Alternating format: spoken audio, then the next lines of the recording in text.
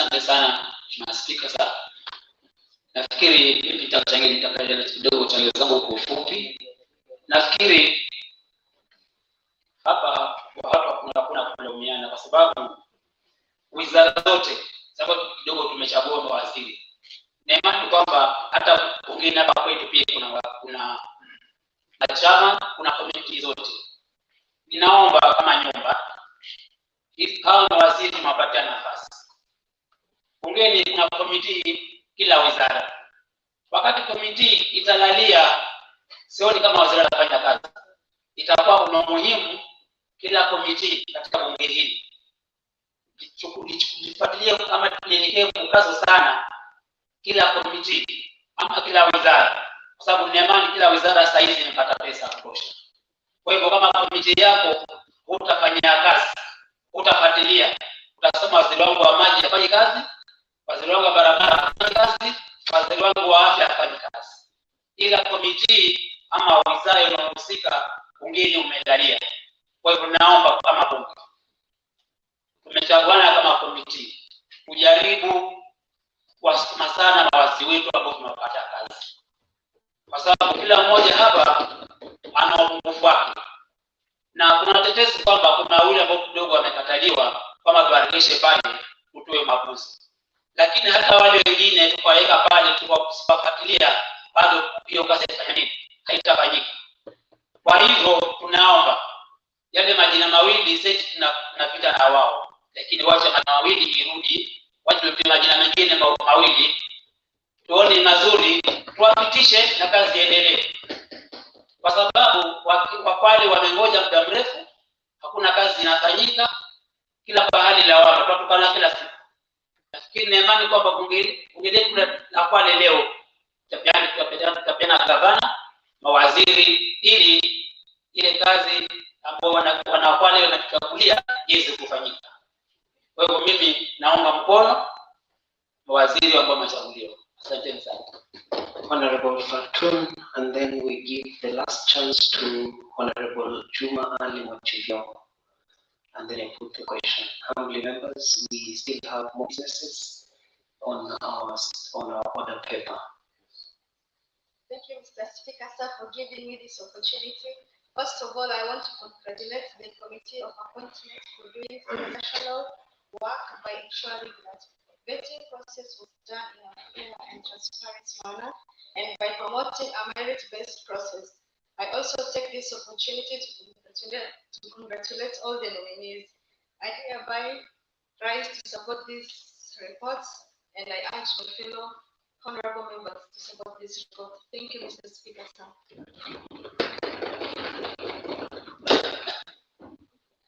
Honorable Ali Mwachivyo, then we'll put the question to the House. Okay, thank you, Mr. Speaker, sir, for giving me this opportunity to say something about this report. First of all, I would like to thank the Honorable Appointment Committee for their wonderful job for coming and bringing us these nominees who we are waiting to go. We are discussing them today.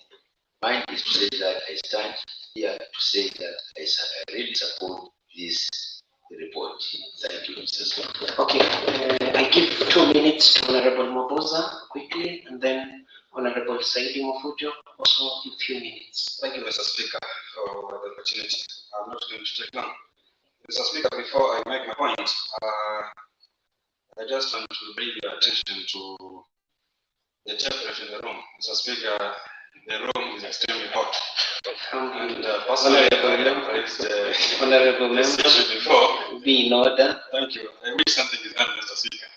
Coming to the point, I have risen in support of the report, and I am happy that the report has given us basically adequate information to make decisions.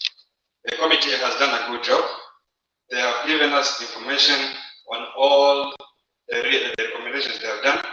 They have given us reasons on all the people they have recommended and the two that they have dropped. I just wish to advise my colleague from Uganda to be rest assured that the committee made the recommendation recommendations on the basis of information they had, and that the people of Ngogani will get service, just like any other ward in this county. Personally, I did my research on the different nominees in this report, and I have some information which is encouraging about the Honorable Mabuzo. I have a long list of projects that were done during his tenure, and they have been successful, and people are enjoying the benefits of those projects. I will share this information with the Honorable Member and any other member who will be interested. I have them in WhatsApp, I have them in text messages. I believe that all the nominees are human beings, and they could have weaknesses here and there. Let us support them in order for them to deliver services to our people. Thank you. Honorable Saidi Mfujo, kindly proceed in few minutes. Asante sana.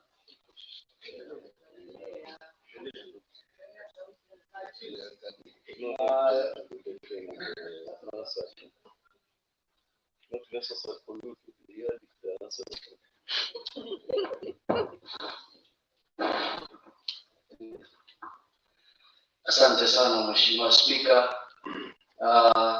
Nimesimama kuunga mkono hii report ambayo ndugu zetu walienda kukaa na wakaikagua kwa kina na hatimaye wakatuletea ripoti hii ikiwa iko wazi. Wamejaza nyama sana yao.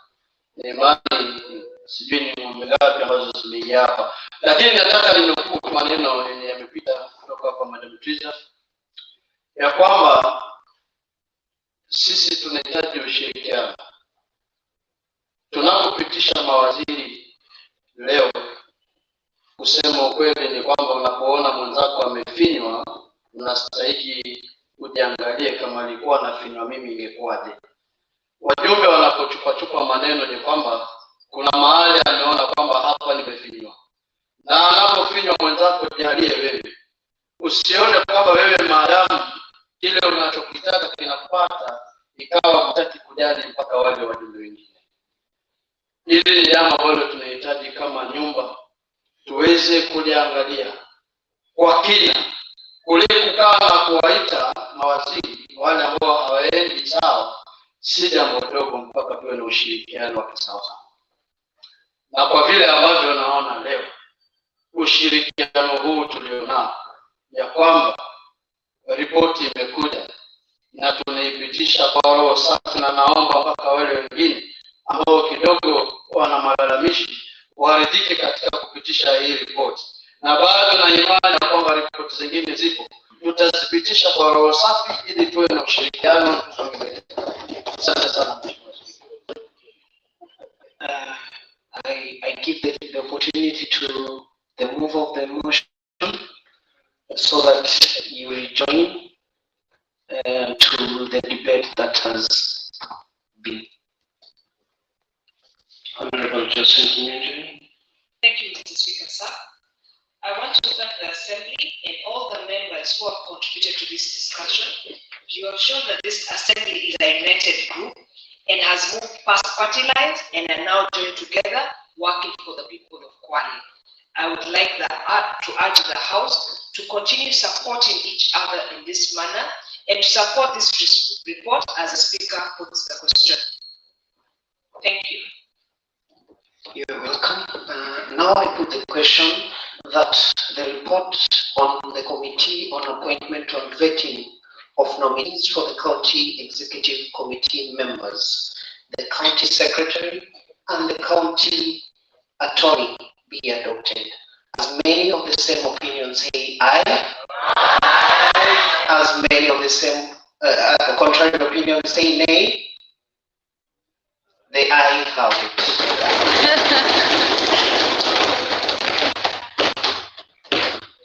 To our next business, Honorable Victor Nyache.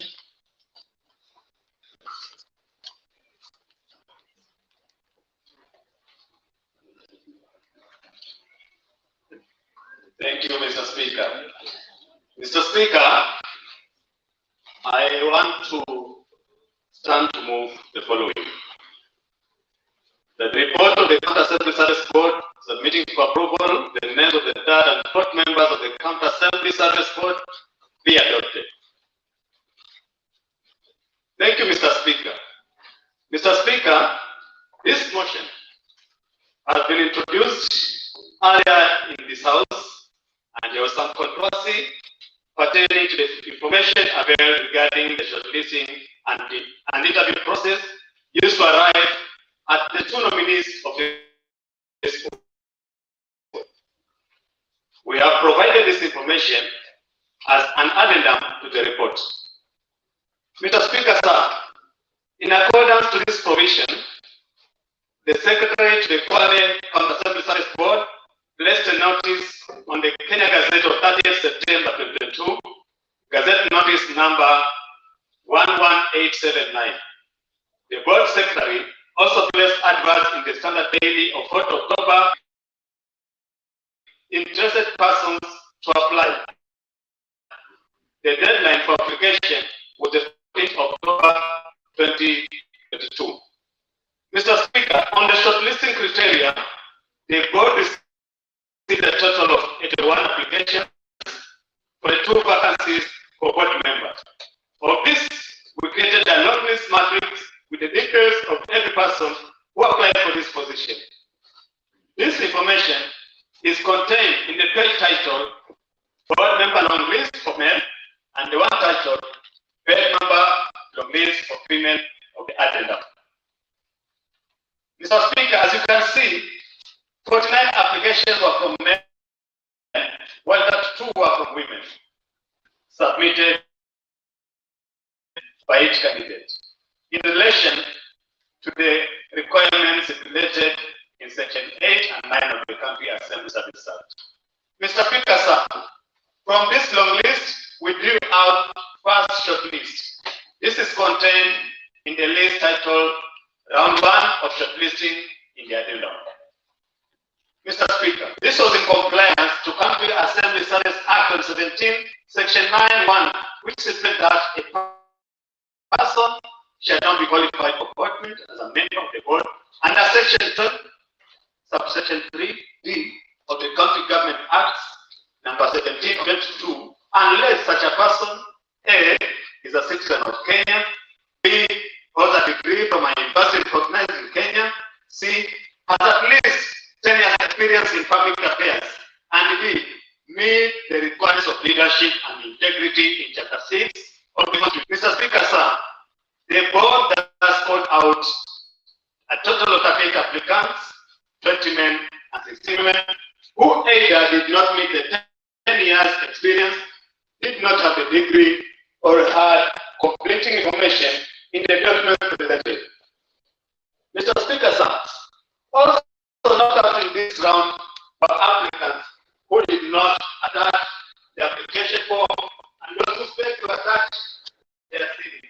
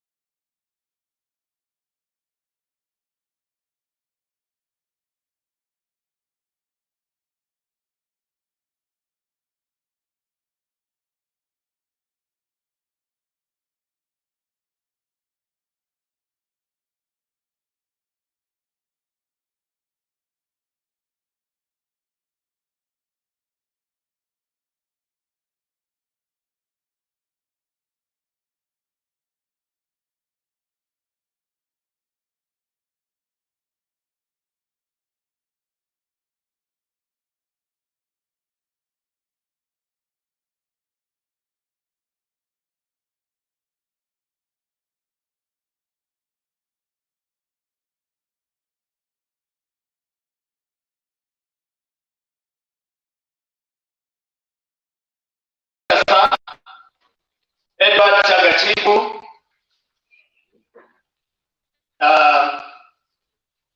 he's a degree holder in BBIT at Mount Kenya. He's also doing a master's degree in governance at Jomo Kenyatta University.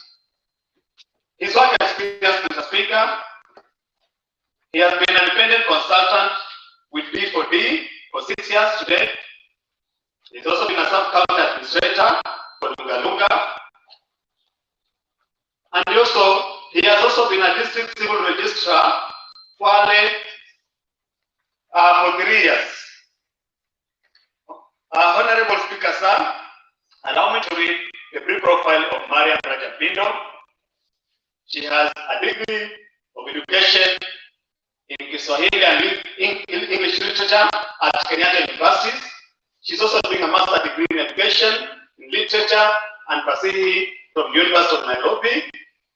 In experience, Mr. Speaker, sir, she has experience of 15 years as a teacher from Kumbu Primary School, the Nyenye Primary School, and Mimoyumba Primary School. Thank you, Mr. Speaker, sir. Your seconder. Yes, thank you, Mr. Speaker, sir. I would want to ask my colleague in the board, the Honorable Dimako, to second this motion.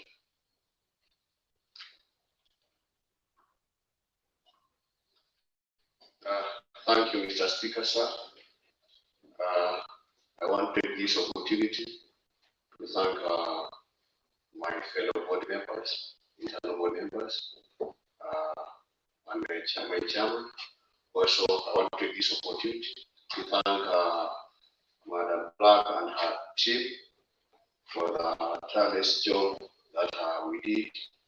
And I want to tell you that we spent sleepless nights.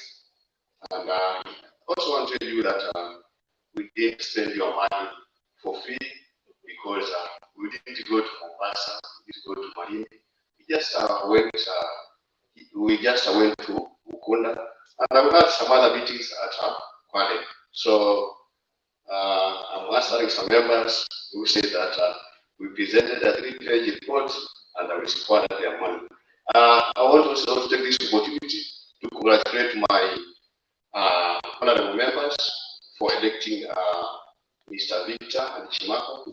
These are people of high integrity, and I want to assure you that your welfare will be taken care of. To my members, I want to advise you, most of the time we were using bad language in our flow, so please let us use good language.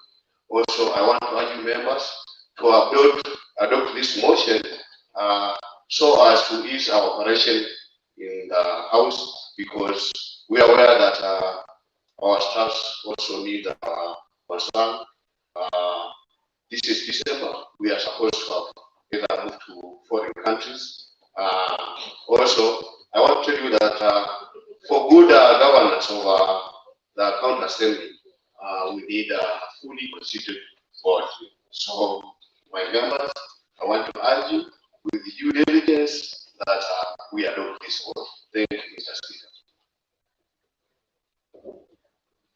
I now propose the question that the report of the Committee on Appointment of Vetting of the I now propose the question that the report on the County Assembly Service Board submitted for the approval of the names of the 3rd and 4th members of the County Assembly Service Board be adopted. Honorable Hanifa Majirani, kindly proceed. Thank you, Mr. Speaker. Mr. Speaker, I rise on a point of order. Order number 52-1, Mr. Speaker, and order number 53-1. Mr. Speaker, order number 52-1, pursuant to order number 52-1, state that the proposal of an amendment to a motion shall, before moving it, have the proposed amendment in writing and signed by the proposer to the clerk at least 2 hours before the order is read. Despite paragraph 1, Mr. Speaker, the Speaker may, in exceptional circumstances, allow a member of County Assembly to move an amendment to a motion before the County Assembly at any time during consideration of that motion, Mr. Speaker. And also pursuant to order number 50, standing order number 53, Mr. Speaker, amendments to be relevant to the motion, Mr. Speaker, that every amendment shall be relevant to the motion which it seeks to amend and shall not raise any question which, in the opinion of the Speaker, should be raised by a substantive motion after notice given, Mr. Speaker. And no amendment shall be permitted if, in the opinion of the Speaker, it represents a direct negative of the question, Mr. Speaker.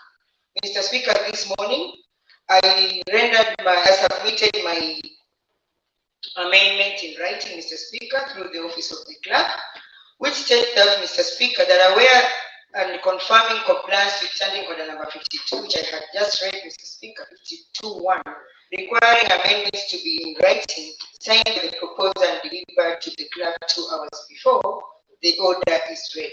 Further aware that the House asks the County Assembly Service Board to add meat and or more details to its report table in this House on the manner in which they arrived at the 2 names that they had presented, Mr. Speaker, to the Assembly. Cognizant to the fact that, Mr. Speaker, by closure of business on 13th December 2022, no such report had been shared to the members, nor to the office of the Majority Leader, so that members could deliberate before the special sitting scheduled for 14th December 2022, Mr. Speaker. Concerned that the previous table reports in its recommendation processes both nominees to be approved or rejected by the County Assembly in one question, limiting the Assembly's power of choice to approve or reject either of the 2 applicants or nominees, Mr. Speaker. Further concerned that, Mr. Speaker, unless the report is amended to allow each applicant or nominee be approved or rejected separately by the Assembly, the report will be difficult to adopt without amendment, Mr. Speaker, if the Assembly chooses to exercise its powers to approve one applicant or nominee, Mr. Speaker. The report is illegal, Mr. Speaker, and it appears that the Assembly is confined to either approving both applicants or rejecting both applicants, Mr. Speaker.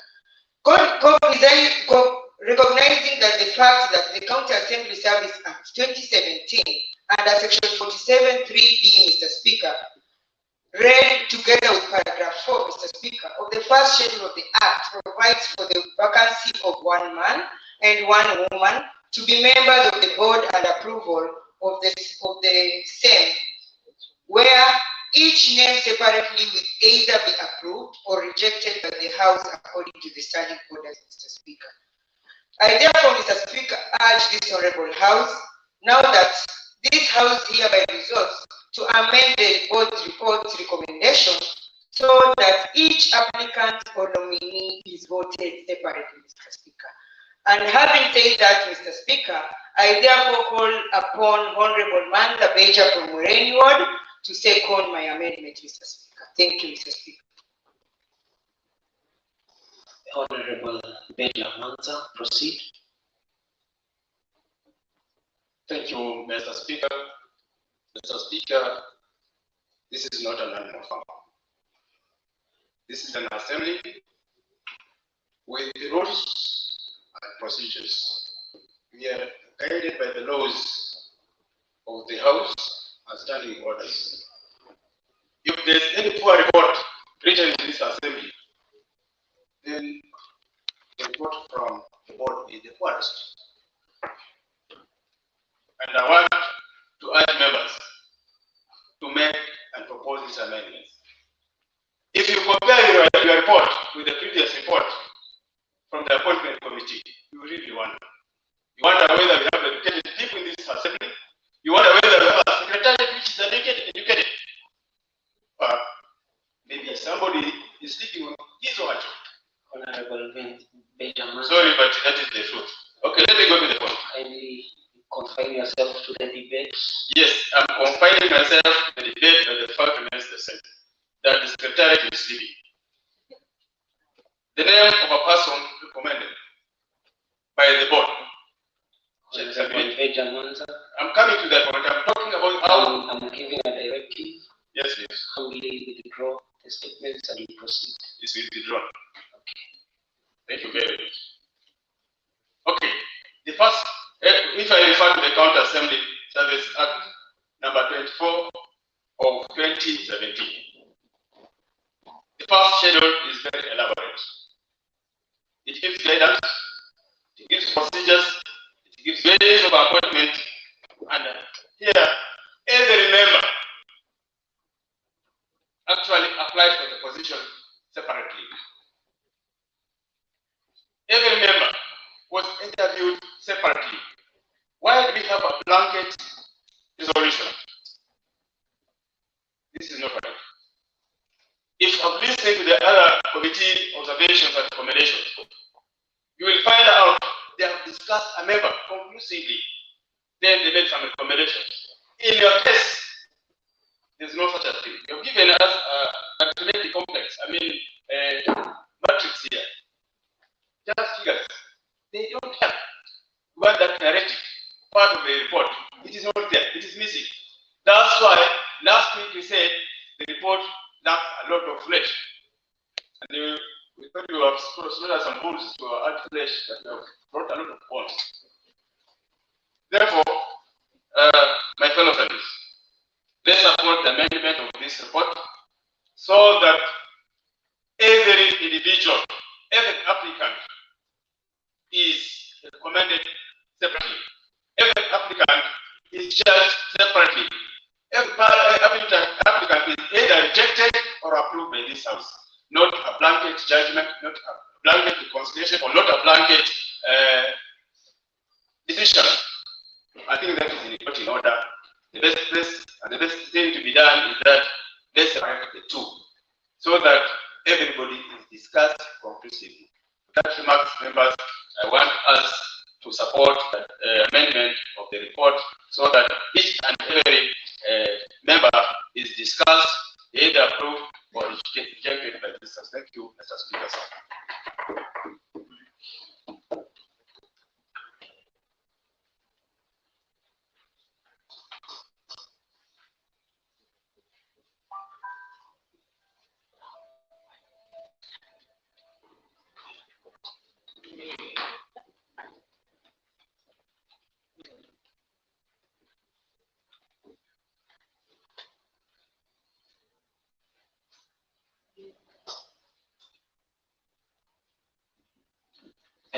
Honorable members, I propose a question whether the notice by Honorable Hanifa Wajirani to amend the report of the board on approval of one man and one woman member of the County Assembly be adopted.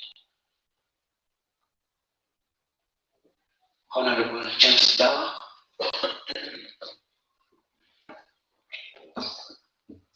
Thank you, Mr. Speaker. Mr. Speaker, as the rules of the House that we are here for debates and we are here to ensure that the law is enforced.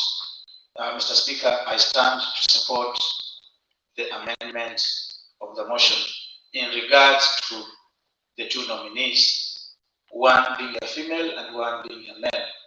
By doing so, we will be doing justice to this assembly and to the people of Kwale. We will be doing justice for our own good as an assembly. One, we've just passed another report on the vetting of the nominees, that's the executive nominees. And the report was so elaborate. Each and every member has been narrated or has been rated in a way that you, before even you see the CC member, you would even know the credentials and also the qualification that he has. But in this report, it looked a bit weird, Mr. Speaker.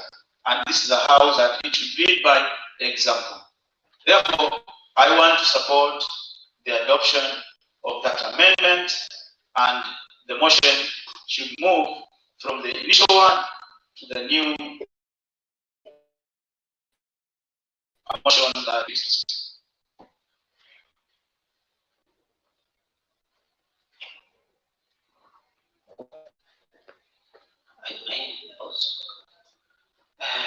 Honorable, so that we get the rejoinder and then we propose, we put the question. Honorable Mahoney.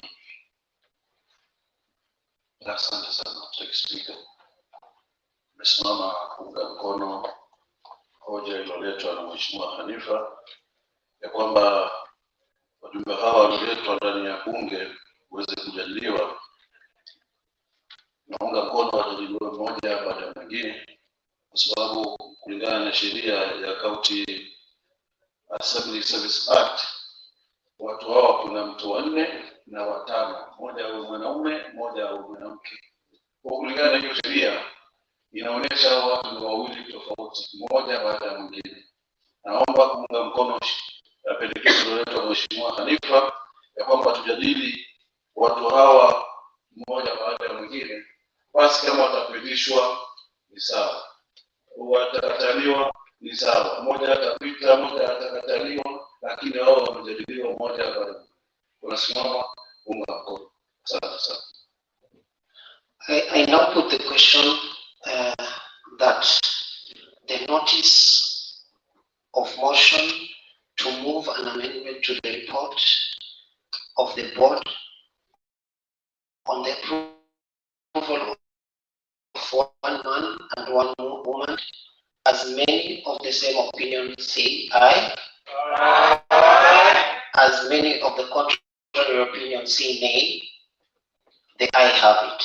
Therefore, the report shall be guided as per the motion of amendment. Now we go back to the substantive motion. We discuss one member after the other. Proceed, Honorable Victor Nyanji.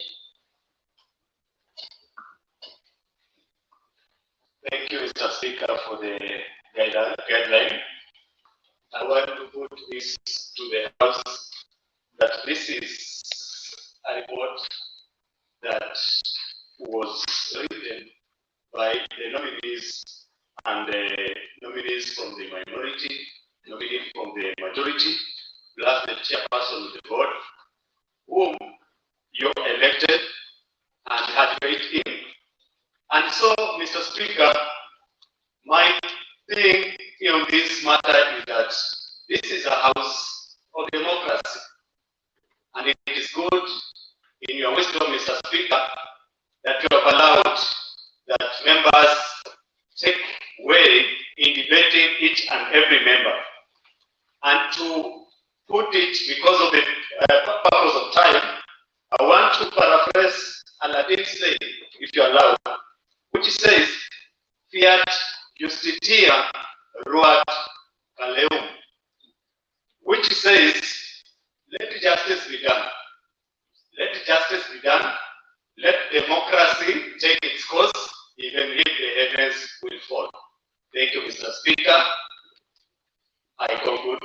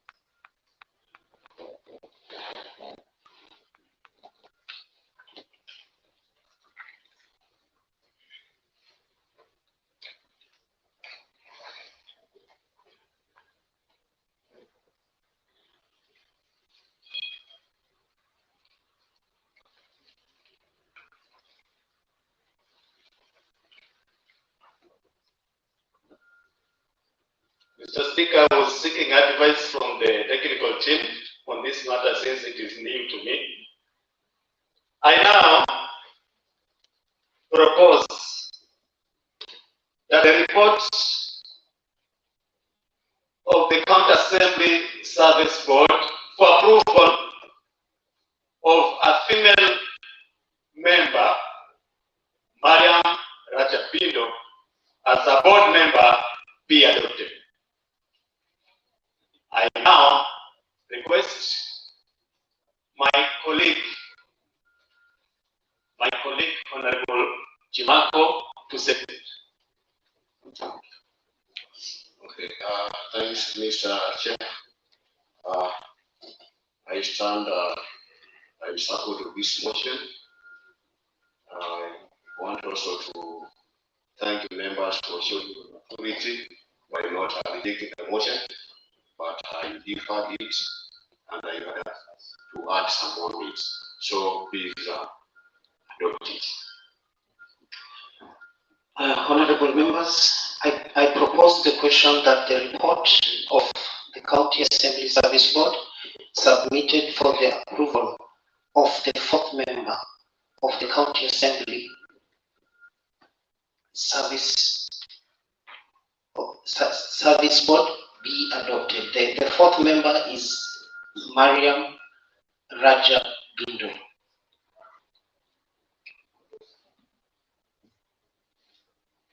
Honorable Yusuf Mbona, kindly proceed.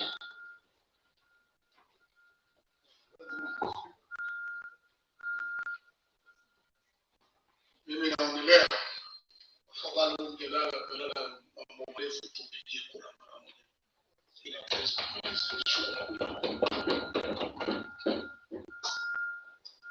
Honorable Yusuf Mbona, I am the speaker. Don't sit on my seat. Be guided. Any other member? Honorable Moboza Machuo.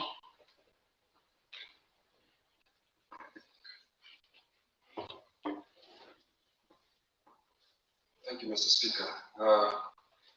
First of all, I appreciate the leadership you have provided and the path of democracy that you have taken in the debate. My humble request to the members is that as we debate between videos, we don't bring in personal issues. This is a house of rules and regulations and procedures. The committee drafted the report, and in their report, they indicated clearly the procedure and process that was followed and taken until they arrived at their recommendations. In the previous sessions, when the report was tabled, until the debate was referred,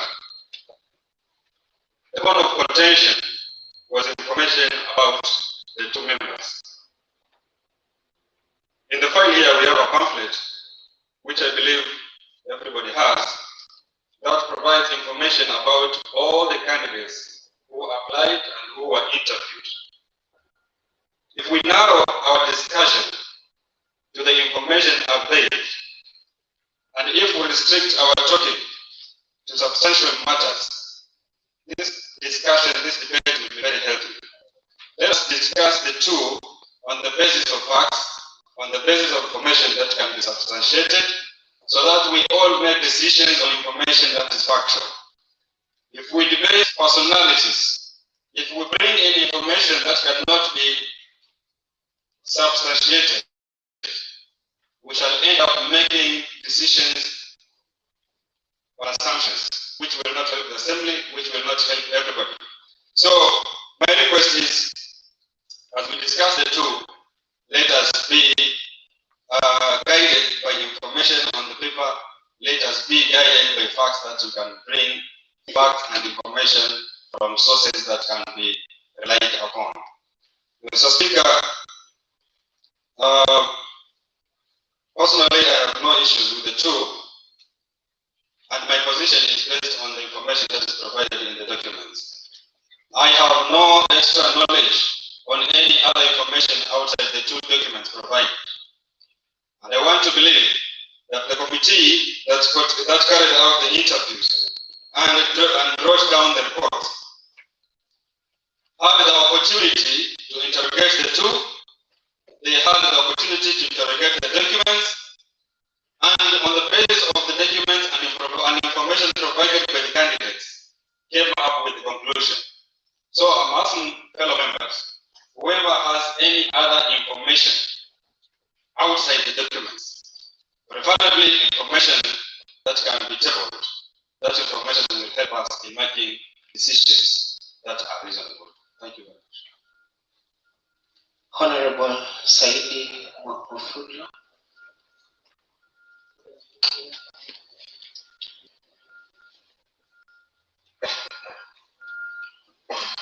Asante sana Mheshimiwa Spika.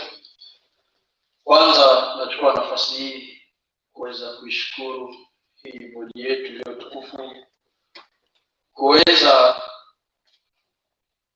kufanya ile kazi yao kama vile ambavyo sisi ilikuwa tunataka wafanye. Tuliwaambia tunaomba tujaze nyama, na tunashukuru kwa ukarimu wenu. Tumeona vile mlivyotujazia mpaka tumeshukuru sana, tukiwaambia asanteni kwa kazi nzuri. Na pia niweze kuunga mkono kwa hiyo ripoti ambayo umetuletea ya kwamba ninyi mmekaa vizuri, mkajaribu kuwapitia mmoja baada ya mwingine, na vile tulivyokuwa tumewaamini mkatuambia hawa ndio watu ambao kwamba wanaweza kufanya hii kazi kisawasawa. Na sisi vile ambavyo kwamba mmetuona ni bunge lenye ushirikiano, bunge ambalo limeamua hivi sasa litembee kwa kauli moja, bunge ambalo panapokuwa na ubaya tunaitana tuseme hapa pana ubaya, na palipokuwa na usawa tunaambizana kwamba hapa pako sawa. Nimewashukuru sana kwa kutuletea hawa. Anasema ndugu zangu waheshimiwa, hili si jambo la kwamba litupeleke lichukue muda wetu mwingi.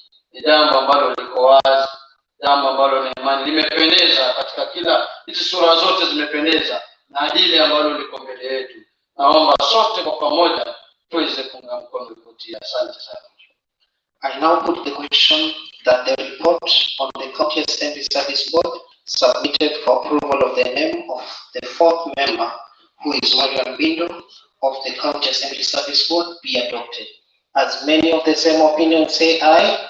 Aye. As many of the contrary opinion say nay. Nay.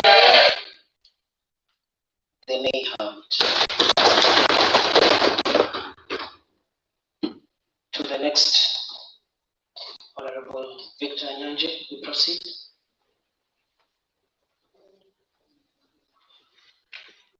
Thank you, Mr. Speaker. Mr. Speaker, I beg to move the following: that the report of the County Assembly Service Board for approval of the name of the fourth member and male representative, Mr. Edward Chaga Chibu, be adopted. Mr. Speaker, in the same breath, I want to appreciate you for taking the shortest time for the first motion. I also request that for this one, you do so, since in your message you indicated that you should be attending a burial ceremony. Thank you so much. I now ask my colleague, the Honorable Jimako, to second. Thank you, Mr. Speaker. I want to stand and support this motion because you elected us as board members. You have your own interest, but play with us and adopt this motion. Thank you. Honorable members, I propose that the report of the County Assembly Service Board submitted for approval of the name of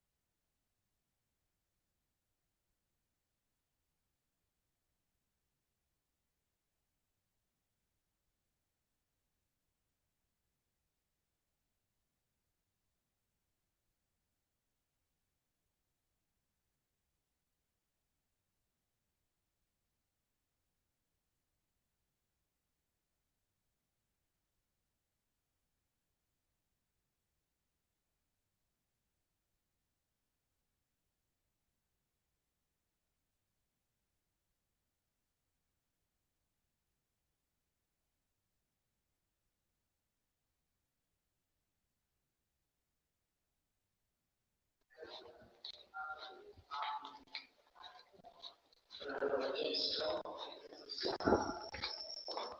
you, Mr. Speaker. Let me also give my contribution towards the nomination of Edward Chibu. As a vast person who I have known him for quite some time, I am sure he's the type of person who can add value to the board matters that will enhance the working atmosphere of this assembly. Edward Chibu, I knew him before he joined Kwale. He was the first person to ensure that Kilindini district is obtained. Thereafter, he was transferred to Kwale. And again in Kwale, he established the death and marriage, the birth, death and marriage certificates, even to enrich those people from the interior. He has been working for the Kwaleans, and after that, he joined this government as the staff counter administrator for Lunga Lunga. Currently, we know as an assembly, we need people with vast knowledge who are going to empower this assembly in terms of staff, in terms of the honorable, and I'm sure Edward Chibu, yes, Edward Chibu pertains all that. Therefore, Mr. Speaker, I will not hesitate to support the adoption of Edward Chibu to be the 5th member of our board, so that our welfare and the runnings of assembly are taken care of. Thank you, Mr. Speaker. Honorable Teresia Mwoki. Asante Mheshimiwa Spika, wacha niingie kwa kumbukumbu ya siku ya leo kwa kusema kwamba kwa wale waliomjua Chibu, nilimjua Chibu wakati ninafanya kazi Mombasa kama program officer, wakati walikuwa wanatengeneza ile Kilindini district. Na nilimjua kama mtu mkakamavu na mtu ambaye hataki mchezo, na mtu ambaye anachukua majukumu yake moja kwa moja. Kwa hivyo anapoingia katika ile bodi yetu, nina uhakika ile nguvu na ile ari aliyofanya kule Mombasa County kufanyia hapa Kwale, na bodi yetu itawajibika na assembly yetu itawajibika na county yetu ya Kwale kwa ujumla. Mheshimiwa Spika, tutakuwa na nidhamu kama vile alionyesha nidhamu kule Mombasa. Kwa hivyo namwambia Chibu, ndugu yangu, karibu kwa Kwale County Service Board na ufanye kazi kama jinsi ulivyofanya kule. Asante Mheshimiwa Spika, na niseme kwamba vile nilivyosema wakati tulikuwa tunapitisha mawaziri, kama Chibu hutafanya kazi, bunge hili liko pale pale. Na mimi nikiwa mwenyekiti wa kamati ya utekelezaji kama implementation, niseme Chibu, nitakuwa sako kwa bako na wewe usipofanya kazi